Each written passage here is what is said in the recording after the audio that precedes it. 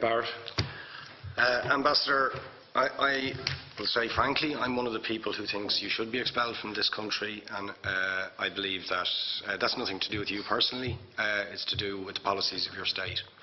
And I think, along with Desmond Tutu, that the time for treating you as a normal state is over, because you're not behaving as a normal state. And I just want to ask you questions, really, in relation to that contention. And I would just say, for the record, it certainly isn't motivated by anti-Semitism in my case. I mean, for example, when disgraceful attempts were being made to downplay the horrors of the Holocaust by people like David Irving, I brought a Jewish Auschwitz survivor to this city to organise meetings and get her on national television to remind the Irish people about the horrors of the Holocaust. And I would do so again if anybody tried to downplay the horrors of what were done to the Jewish people. But it is precisely because I'm opposed to racism that I oppose what your state is doing and what it stands for. So I just want to ask you a few questions in relation to that. And I should also say, by the way, I lived for a year on Moshav Neot Hakikar in the Dead Sea in 1987, 2 weeks before the first Intifada broke out. That leads me to my first question. You have tried to cover over what you have done, the killings of innocent people in Gaza on 3 separate occasions over recent years, the seizure of Palestinian land and so on, by attacking Hamas.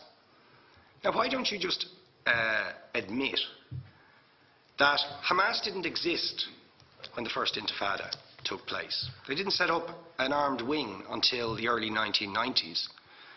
And that there was a reason that PLO were in Tunis at the time, exiled, effectively not present. But the ordinary Palestinians rose up because you denied them basic rights. I lived there. It was apartheid. It was racism. It was endemic. It was rotten. Absolutely, I was shocked within weeks of living there to see how you treated Palestinian people. And isn't it the fact that the law of return, which is the basic law of the Israeli state, is a racist apartheid law because it confers rights on Jews that it denies to Palestinians? It allows, for example, if I was Jewish and had never stepped foot in Israel, I could claim citizenship there tomorrow, but 6 million people whose origins are in what you now call Israel, who were forced out in 1947 or 48, do not have that right. Isn't that part of the reason why the Palestinians are in dispute with Israelis? Because you deny them the right to return to their homes and to their land and to their villages, and that they have a legitimate claim, even under international law, to return, but you deny them that right. Why do you deny them that right? And why do you give that right to other people who have no connection whatsoever with the land, whether you call it Israel or whether you call it Palestine?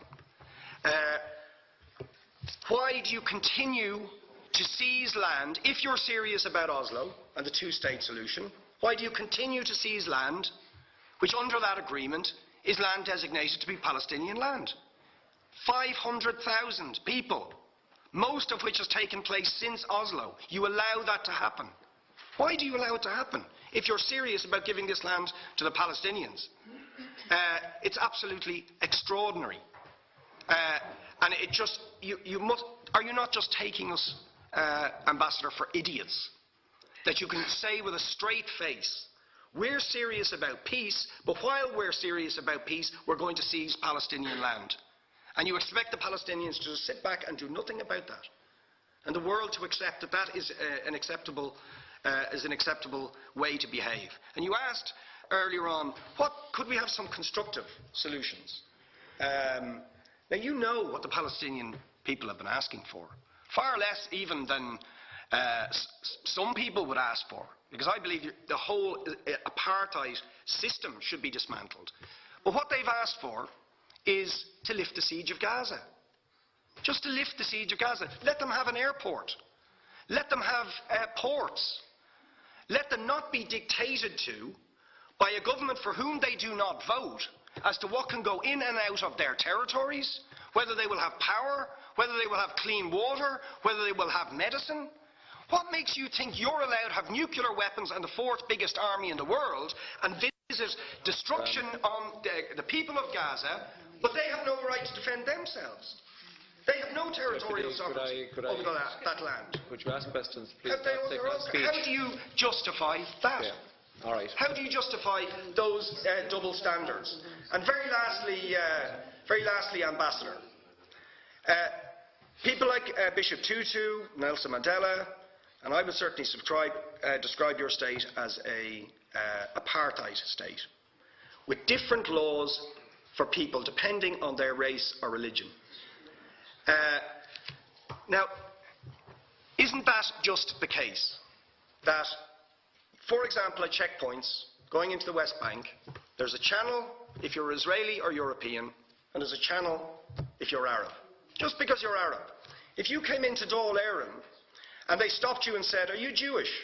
"Oh no, sorry, you can't come in through the same entrance as Irish people or European people because you're Jewish," you would call that racism and apartheid. But yet you practice that. You practice that with your checkpoints and your military barriers and your apartheid wall. How can you justify that? All right, thank you.